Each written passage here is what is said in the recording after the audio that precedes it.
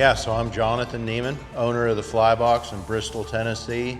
I'm from Northern California, but lived in Kentucky the last 30 years and then moved down here to Tennessee about 5 years ago. It's kind of chasing a lifelong dream of owning my own shop and be able to involve my kids and my family and friends in it.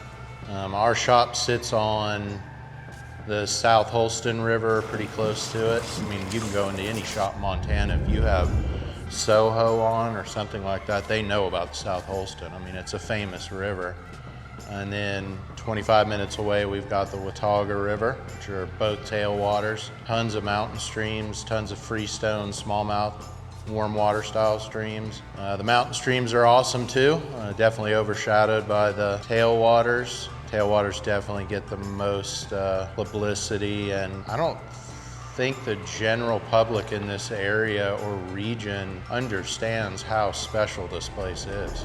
The fact that we're in the mountains, but we're in the southeastern United States, and we've got like a super good wild brown trout fishery, you know, in Tennessee. I mean, that's pretty phenomenal. And the fact that, you know, we have both rivers are absolute bug factories. So you're able to fish kind of however or whatever style that you have grown accustomed to. You can throw streamers, you can throw nymphs, technical nymph fishing, technical dry fly fishing, prolific mayfly, several different species of larger mayflies, larger for our river like 16s. In the wintertime, pseudoclones, midge hatches every day. It's absolutely mind-boggling, and the fact that it sits right here, 6 hours in a radius of some of the biggest metropolitan places in the southeastern United States. Short answer, yeah, without these resources, I wouldn't be here.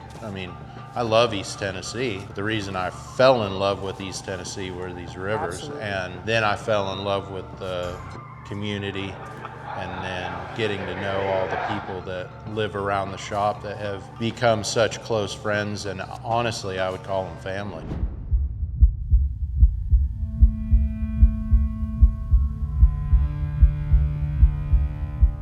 I started fishing down here really heavy in the 2008 time frame. I'd come down here a couple times before that. I got over here and saw some of these unbelievable sulfur hatches that happen here in the summertime. And I'm kind of a dry fly snob. I mean, you spent 2 days with me. I'm gonna rig that up pretty quick. Back then, if you saw 10, 12 boats in a day, that was like, whoa, you know, there's a lot of people out here. When it's busy here, it's really busy. So definitely pressure has changed this river. The amount of people fishing it has definitely increased. And I think the changes that we're seeing are both like cyclical weather pattern changes with the amount of water that TVA allows us to have on this river, and even on the Watauga as well. More people are involved here, and you know, sometimes when a resource has more people that appreciate it, maybe there's more people behind it trying to lift it back up. So that's kind of my hope for it.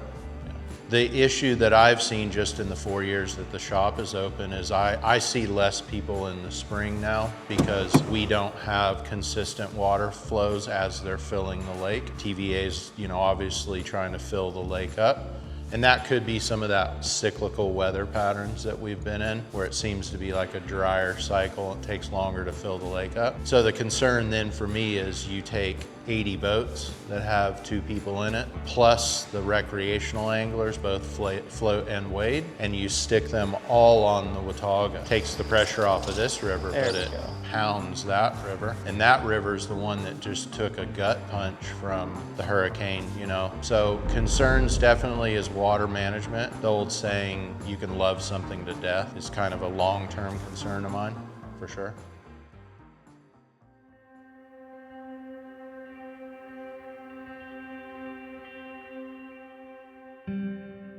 The shop, idea for us was really birthed out of the fact that when we would travel out west, we kind of saw a different culture with the guides. A lot of the guides got together in the evenings, like in Craig. You would see a bunch of guides from Wolf Creek Angler or Headhunters or Cross Currents and all of the different shops in that area. They'd all be hanging out in the parking lot, like drinking a beer, talking about their days. You know, we wanted to promote that through the shop. And so kind of mission statement one was community. We wanted to have a place that was neutral or kind of Switzerland. We don't participate in bad mouthing one person or the next. So that was kind of the building block one was community. I designed this building so that it was open and can get a lot of people in here rather than stuffing it full of inventory. I wanted a place where people could come and hang out. The genesis of the shop was, beer. It's great.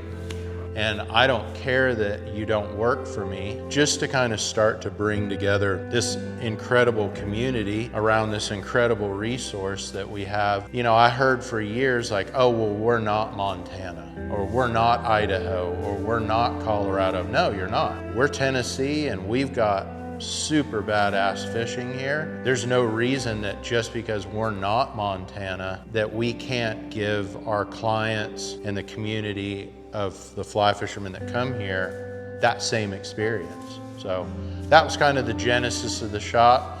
Definitely working through some growing pains with that, but you know, we're starting to see little victories in that. You know, and when we opened, I don't carry a lot of inventory, a lot of different things. If I don't have it, hey man, call this shop or call this shop or call this shop. You know, because I'm not trying to put anybody out of business, and that's not my mentality, because I would be sad if a fly shop closed, because that does nothing for our industry. It just weakens it even more. So yeah, just trying to build community, trying to build as like kind of a symbiotic relationship, and understanding that we're all in doing the same thing. I mean, I may not do it exactly like the other guy, but ultimately, we're just trying to fish and catch fish and show people what an awesome place we have to share with people.